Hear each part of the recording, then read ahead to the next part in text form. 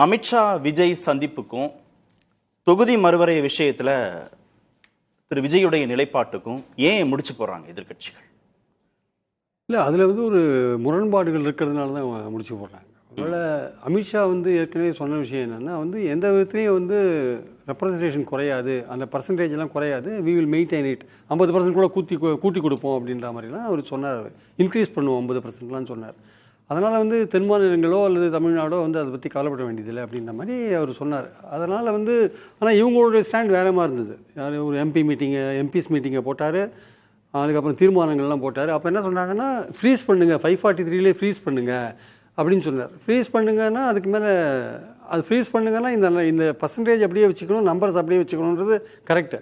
ஆனால் இன்றைக்கி பேசும்போது என்ன சொன்னார்னா, இந்த பர்சன்டேஜ் ஆஃப் ரெப்ரசன்டேஷன் நாங்கள் குடும்ப கட்டுப்பாடெல்லாம் ரொம்ப அமுல்படுத்தியதுனால மக்கள் தொகை அடிப்படையில் போனீங்கன்னா எங்களுக்கு குறையறதுக்கான வாய்ப்பு இருக்குது. அப்போது பர்சன்டேஜ் ஆஃப் ரெப்ரசன்டேஷன் குறையக்கூடாது எந்த விதத்துலையும் கூட. அப்போ அந்த இடத்துல பர்சன்டேஜ் ஆஃப் ரெப்ரசன்டேஷன் குறையக்கூடாது அப்படின்னா, அந்த விகிதம் குறையக்கூடாது அப்படின்னா அவன் 850 ஆக்கினாலும் விகிதம் குறையாது. இப்போ உனக்கு 543 நீ 7.18 தான் இருக்க, 850 உனக்கு 7.18 7.20 கொடுத்தா கூட உனக்கு 60 சீட் கிட்டத்தட்ட வந்துடும்.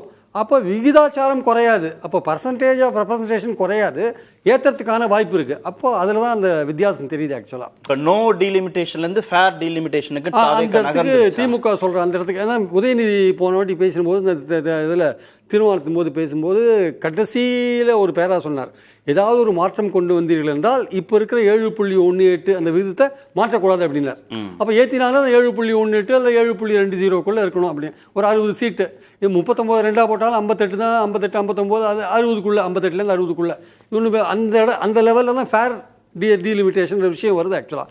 அப்போது நீங்கள் 543 ஃப்ரீஸ் பண்ணணும்னு சொல்லிட்டு இப்போ பர்சன்டேஜ் ஆஃப் ரெப்ரசன்டேஷன் குறையக்கூடாது அப்படின்ற ஒரு விஷயத்தில் வரும்போது, அப்போது சென்ட்ரல் கவர்மெண்ட் ஏற்றினாலும் பரவாயில்ல, அந்த 7.18 அல்லது 7.20% மெயின்டைன் பண்ணால் பெட்டர்னு சொல்கிறது சேஞ்ச் ஆஃப் அவங்க கருத்தை மாற்றிக்கிற ஒரு விஷயம். அது முரண்பாடான விஷயம். அந்த இடத்துல தான் எல்லாரும் கேட்குறாங்க, நீங்கள் ஏன் மாற்றிட்டீங்க? நீங்கள் ரொம்ப அதாவது 50% மேலே போட்டு கொடுத்தா கூட நார்த் இந்தியாவிலலாம் அவங்களது உத்தரப்பிரதேஷ் ஏறிடும், மத்திய பிரதேஷ் ஏறிடும், அப்புறம் சவுத் சதர்ன் ஸ்டேட்ஸோட குரலே எடுபடாது, நம்ம வடக்குக்கு அடிமையாகிடுவோம், வடக்கில் மட்டும் ஓட்டு வாங்கி அவங்க ஆட்சிக்கு வந்துடுவாங்கன்னு அதை கொஞ்சம் என்னவெல்லாம் பேசினார். அப்படிலாம் பேசிட்டு இன்றைக்கி அதே விகிதத்தை மெயின்டைன் பண்ணுங்க, குறையக்கூடாது, கொஞ்சம் கூட மக்கள் தொகையை நாங்கள் குடும்ப கட்டுப்பாடு அமுல்படுத்தினதுனால அது குறையக்கூடாது, பர்சன்டேஜ் ஆஃப் ரெப்ரசன்டேஷன் குறையக்கூடாது அப்படின்னு நீங்கள் சொல்லும்பொழுது உங்கள் ஸ்டாண்டு மாறி இருக்குன்னா, இப்போது இல்லை பொலிட்டிக்கலாக பாஜகவோட இணக்கமாக போகலான்னு திரு விஜய் நினைக்கிறாரா? இல்லை, அந்த இடத்துக்கு அவர் போகிறாரு அப்படின்றத விட பாஜக தன்னுடைய கொள்கை எதிரின்னு வச்சுருக்கார். ஆனால் இன்னும் அவர் தீவிரமாக பாஜகவை கொள்கை எதிரியாக டீல் பண்ணுறாருன்றதுல எனக்கு சந்தேகம் இருக்குது.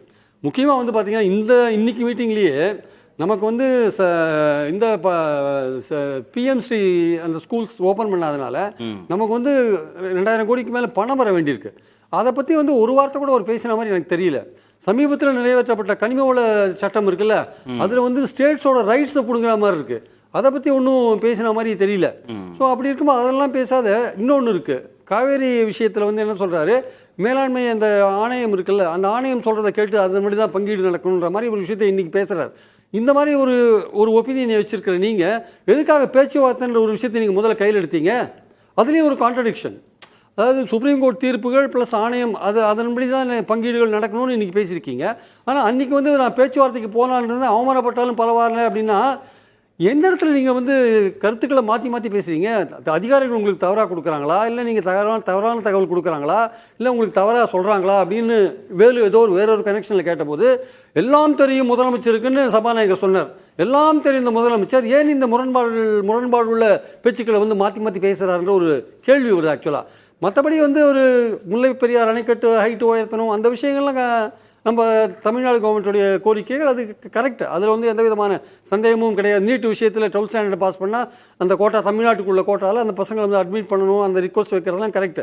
அதை விட நாங்கள் சட்டமன்றத்தில் நிறைவேற்றிய மசோதா ஜனாதிபதிகிட்ட இருக்குது, அதுக்கு உள்துறை தான் அதுக்கு முக்கியமான பொறுப்பு, ஜனாதிபதியோட கோஆர்டினேட் பண்ணி அந்த மசோதாக்களை பாஸ் பண்ணுறதுல.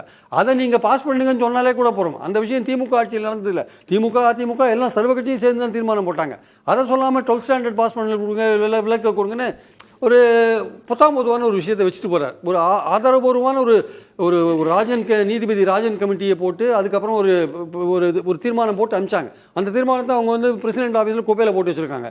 அதை வந்து நீங்கள் பாஸ் பண்ணுங்க, தமிழ்நாட்டுக்கு விலக்கு கொடுங்கன்னு அந்த மாதிரி இன்னும் கொஞ்சம் தமிழ்நாட்டில் கேட்டுருக்கலாம். தமிழ்நாட்டில் வச்சு திரு அமித்ஷாவுக்கோ இல்லை மத்திய அரசுக்கோ பாஜகவுக்கோ ஒரு பொலிட்டிக்கலாக ஒரு நெருக்கடியை கொடுத்துட வேணாம் தன் பேச்சின் மூலமாக அப்படின்னு கூட திரு விஜய் நினைக்கலாம் சார். ஏன்னா அவர் வந்து மத்திய அரசோட கொஞ்சம் ஓரளவுக்கு நிதி போன்ற விஷயங்கள்னால அவர் கொஞ்சம் சாஃப்டாக டீல் பண்ணுறதுக்கான வாய்ப்புகள் இருக்குது.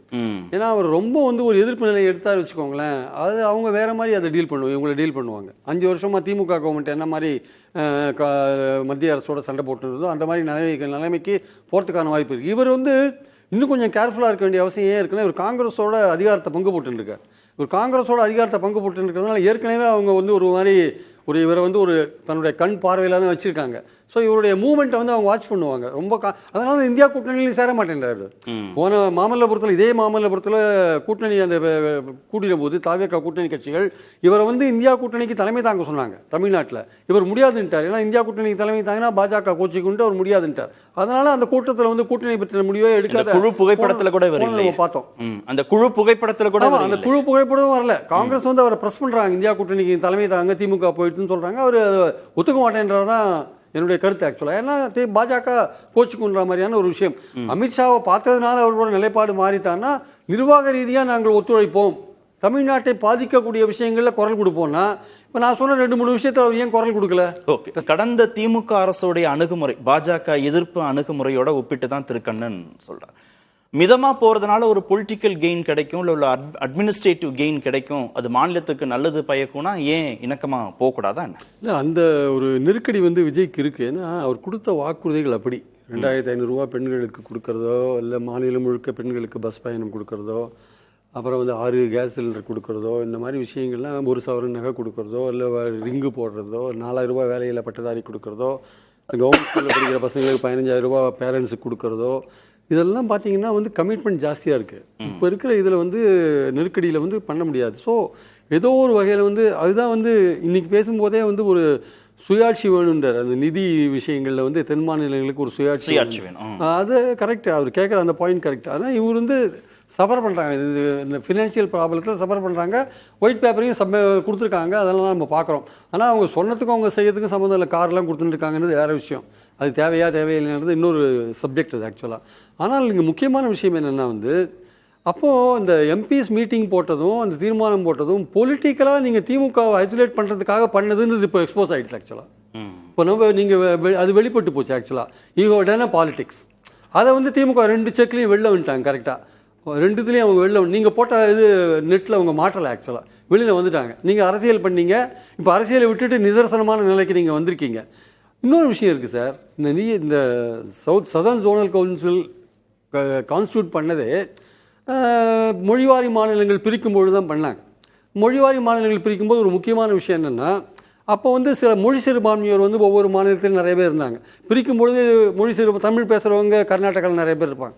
அந்த மாதிரி மக்களோட நலன் காக்கப்படணும், நதிநீர் வந்து ஒழுங்காக பிரிக்கப்படணும், எல்லைகள் பிரித்த போது ஒழுங்காக பிரிக்கப்படணும், அதில் இருந்த பிரச்சனைகள் தீர்க்கப்படணும்னு நேரு அதை வந்து இது மாதிரி ஒரு 5 ஜோனல் கவுன்சில் ஃபார்ம் பண்ணார்.